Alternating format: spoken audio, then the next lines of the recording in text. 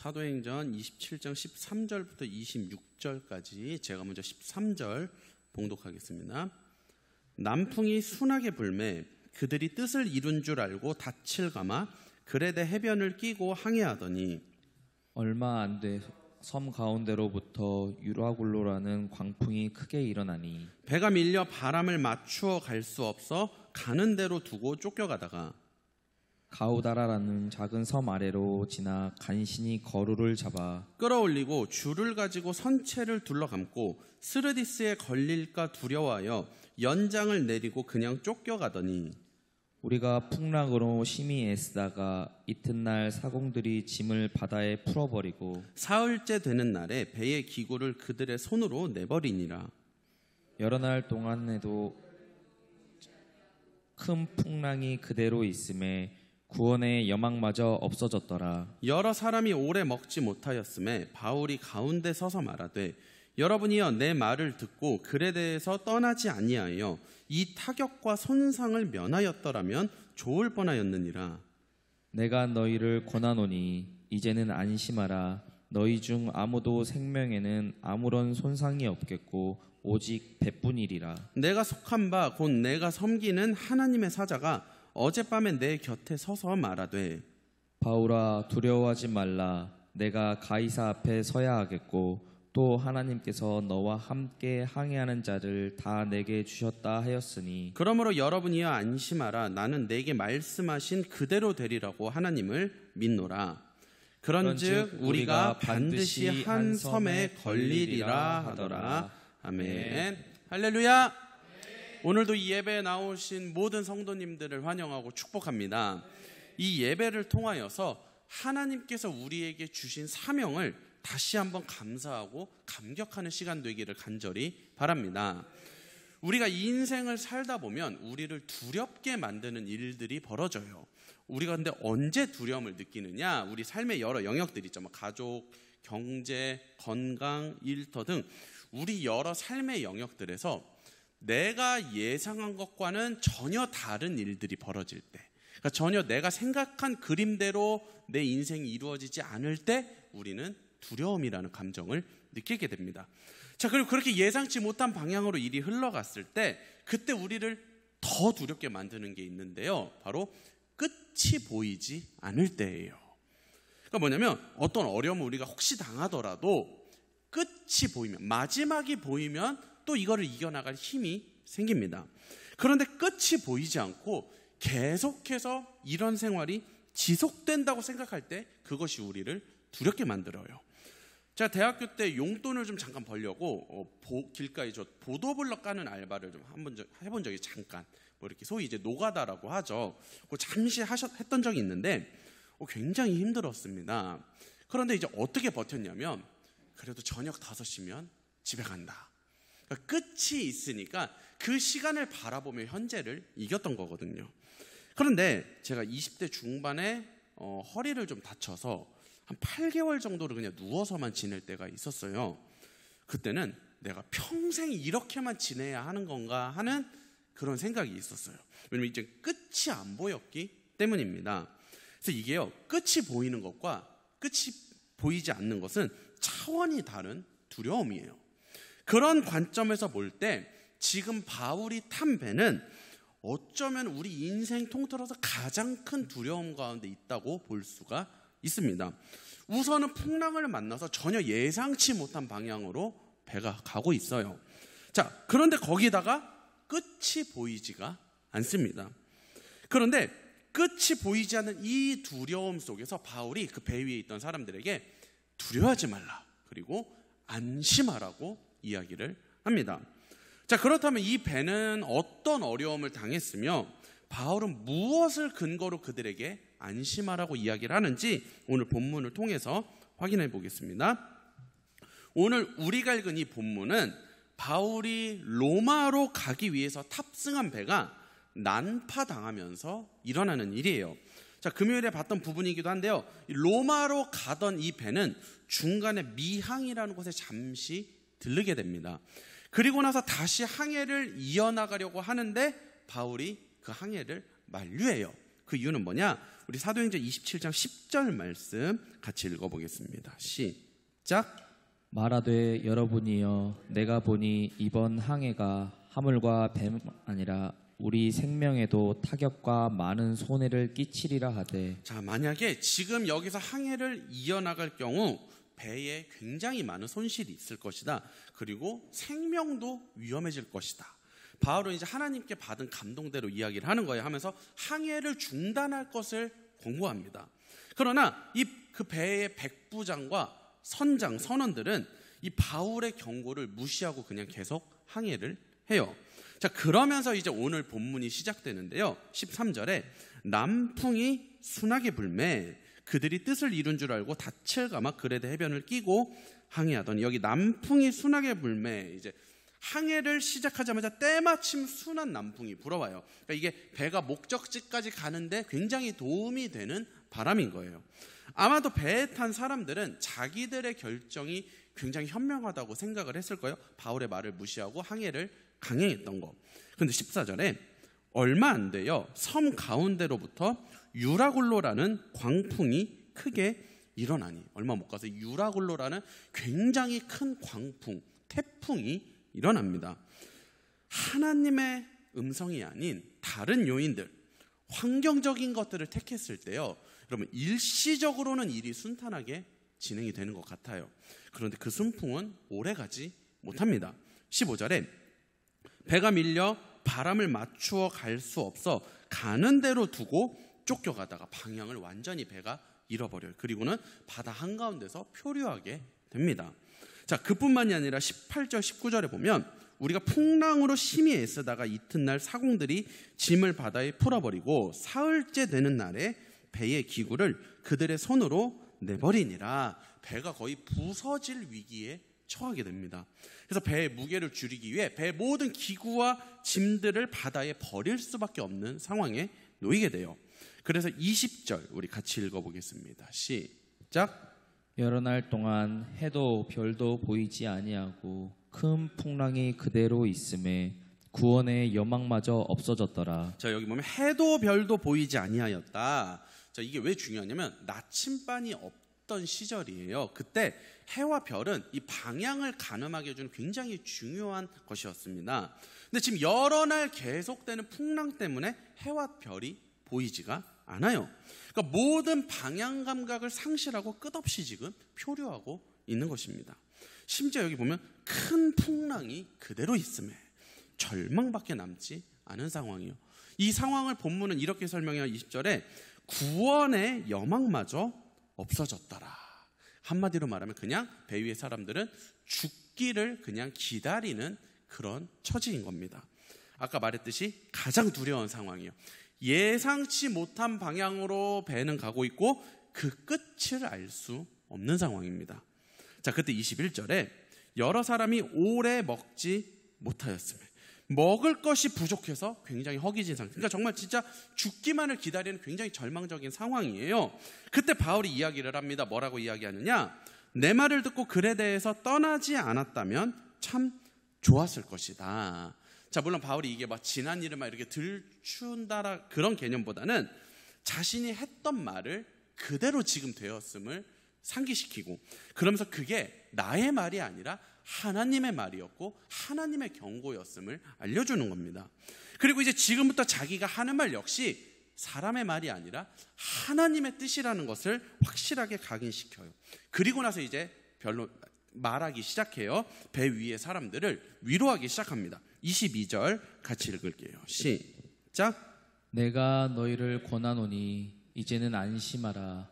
너희 중 아무도 생명에는 아무런 손상이 없겠고 오직 배뿐이리라. 자, 비록 배에는 손상이 있겠지만 그 누구도 생명은 잃지 않을 것이라고 이야기를 해요.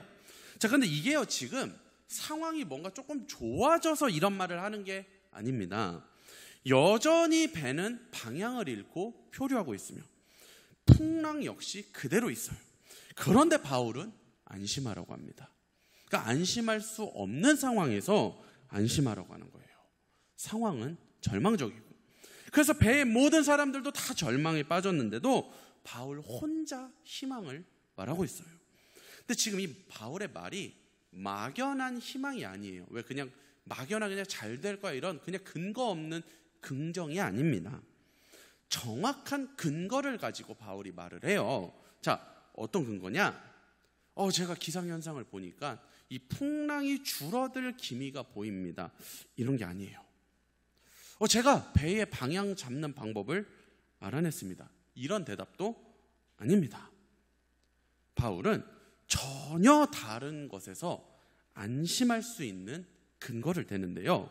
23절에 내가 속한 바 곧 내가 섬기는 하나님의 사자가 어젯밤에 내 곁에 서서 말하되, 바울은 어젯밤에 자신에게 하나님의 사자가 나타났다고 이야기를 해요.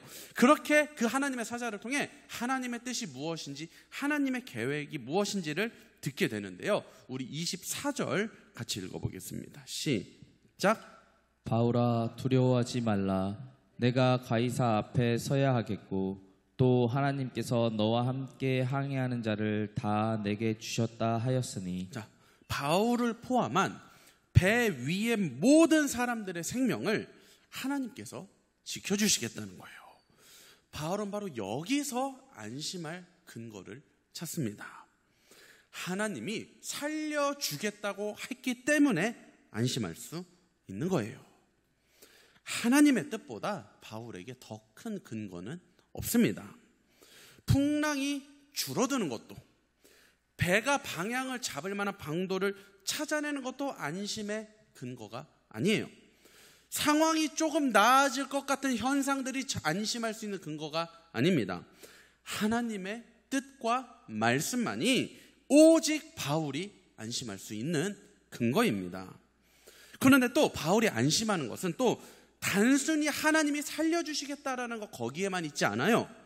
바울이 꼭 살아야만 하는 이유를 하나님이 알려주셨는데 뭐라고 했느냐? 그것은 바로 네가 가이사 앞에 서야 하겠고, 이 가이사는 로마의 황제입니다.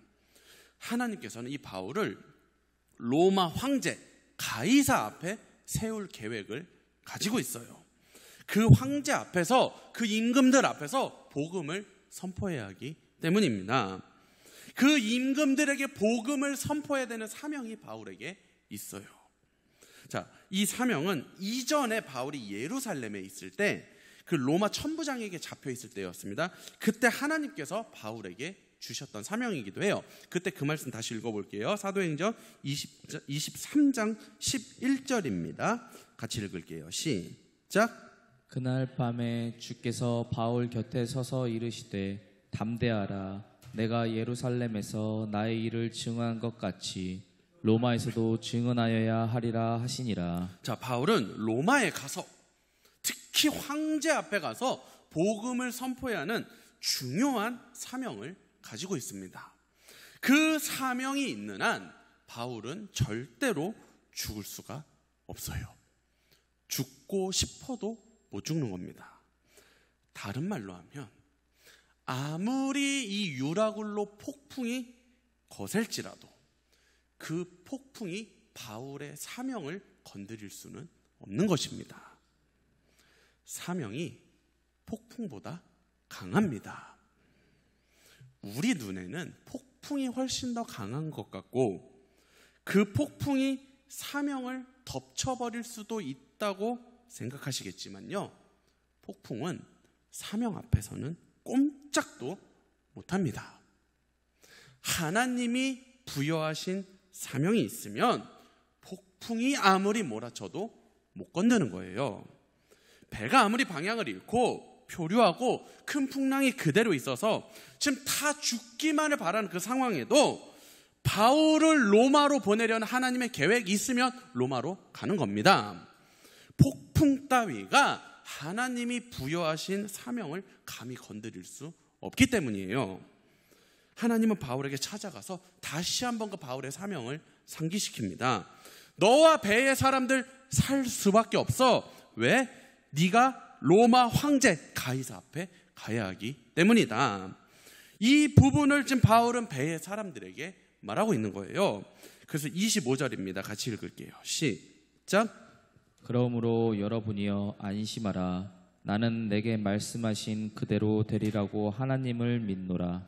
그러므로 여러분이여 안심하라. 안심할 수 없는 상황에 안심하라고 해요. 왜요?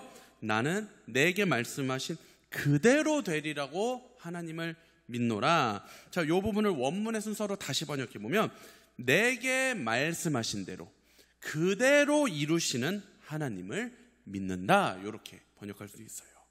말씀하신 대로 이루시는 하나님을 믿습니다. 뭐 살려주신다고 했으니까 살려줄 거예요, 이런 차원이 아니죠. 뭐예요? 나를 로마 황제 가이사 앞에서 복음을 선포하게 하실 하나님의 계획이 그대로 이루어질 줄로 믿습니다. 유라굴로 폭풍이 나를 로마로 보내려는 하나님의 계획을 막을 수 없음을 고백합니다. 지금 배 안에 직면한 절망적인 상황보다 내게 부여하신 하나님의 사명이 훨씬 더 크다는 것을 내가 믿습니다. 이런 고백인 거예요. 그래서 26절에 그런즉 우리가 반드시 한 섬에 걸리리라 하더라. 바울의 이 고백대로 이제 배의 사람들이 이제 뒤에 나오는데 한 섬에 가게 되고 그 누구도 단 한 사람도 생명의 손상을 입지 않게 됩니다. 여러분이 사명자라면, 하나님의 사명을 받은 자라면 어떤 폭풍 속에서도 안심하시기를 바랍니다. 자, 그렇다면 구체적으로 어떤 사명을 여러분이 받았는지를 알아야겠죠. 자, 크게 교회와 가정이라는 두 가지 측면에서 이 사명에 대해서 이야기를 해보겠습니다. 먼저 교회가 받은 사명입니다. 하나님께서 우리 은혜 입은 교회에 지난 8개월 동안 수많은 말씀들을 약속하시며 사명을 부여해 주셨어요.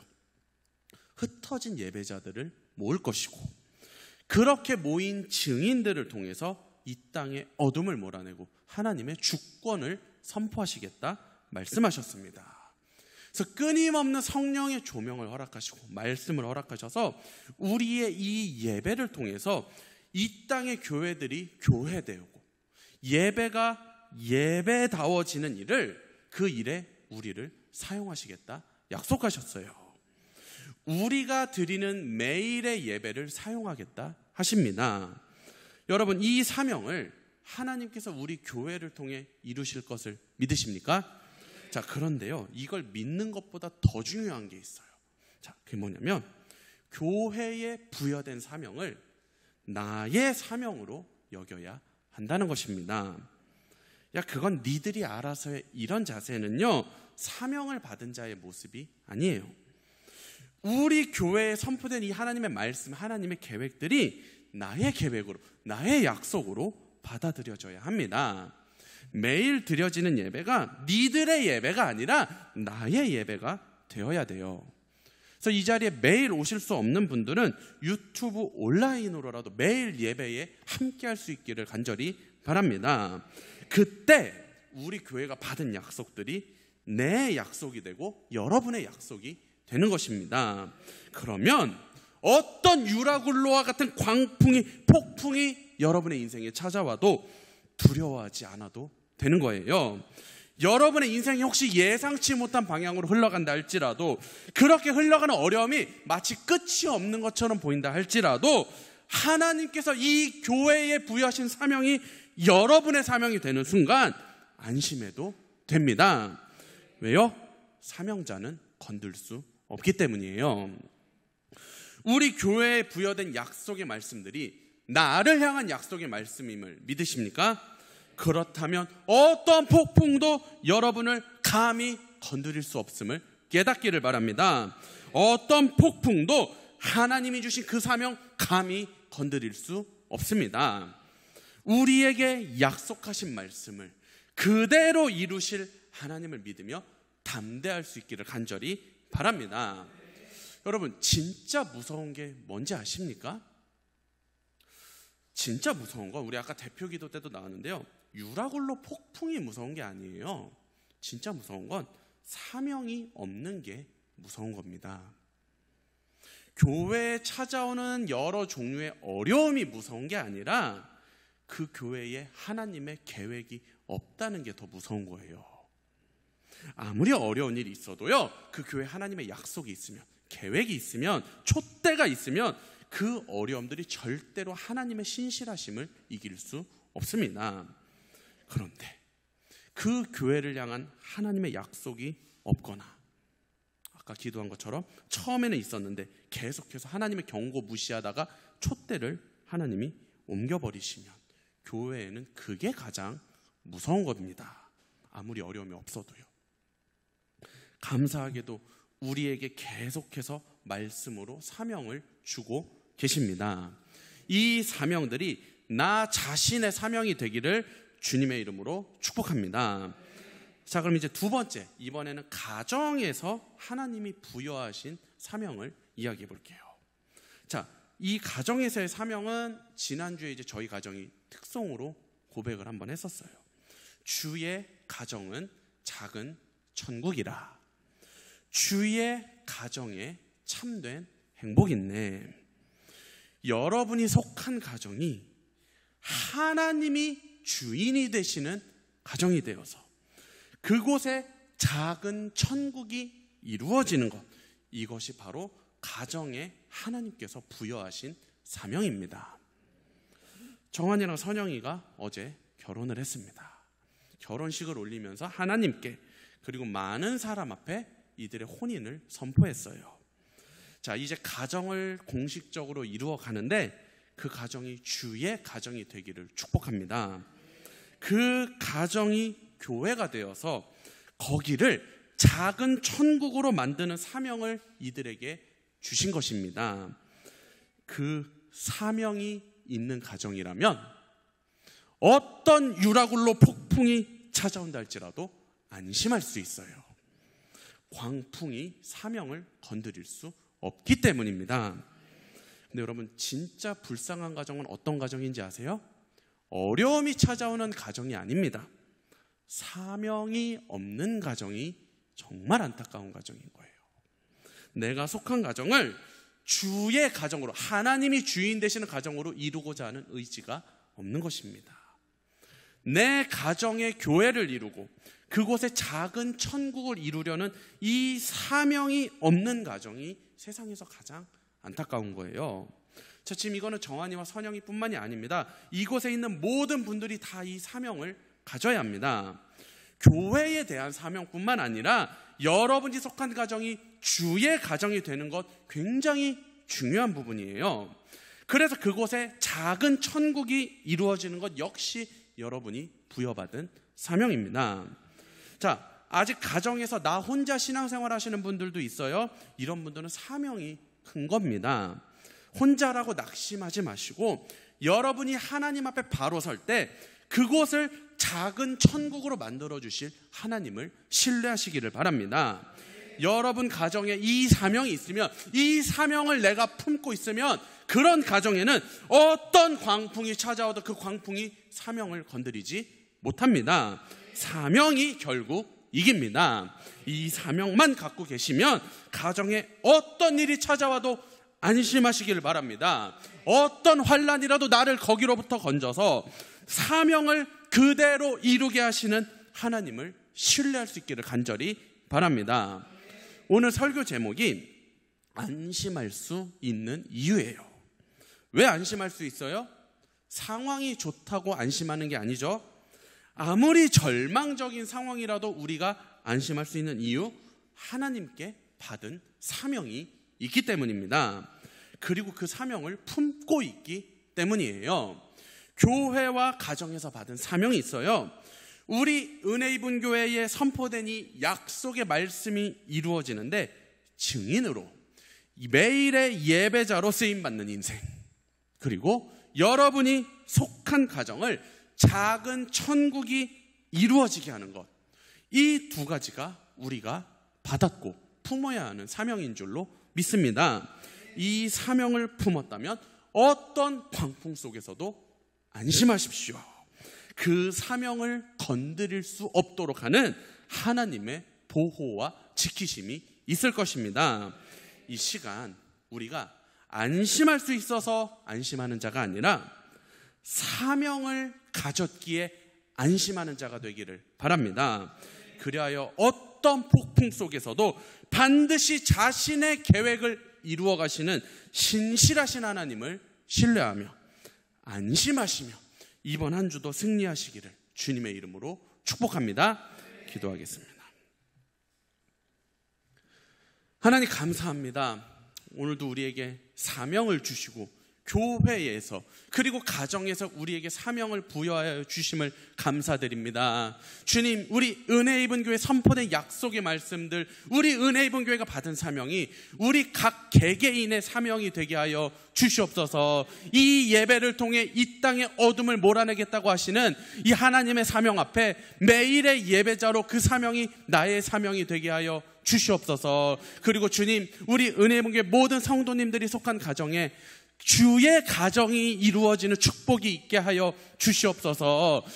나 혼자 신앙생활 한다고 해도 낙심하지 말고 내가 주님 앞에 설 때 그곳을 변화시키는 주님의 일하심을 경험하게 하여 주시옵소서. 이 사명을 품은 자가 될 때 어떤 유라굴로 광풍이 찾아온다 할지라도 그 사명을 조금도 건드릴 수 없음을 우리가 믿습니다. 주여, 이 사명을 품는 자가 되어서 어떤 절망적인 상황 속에서도 안심하고 두려워하지 말고 앞으로 전진하는 우리 모두가 되게 하여 주시옵소서. 감사를 드리며 예수님의 이름으로 기도드립니다. 아멘. 여러분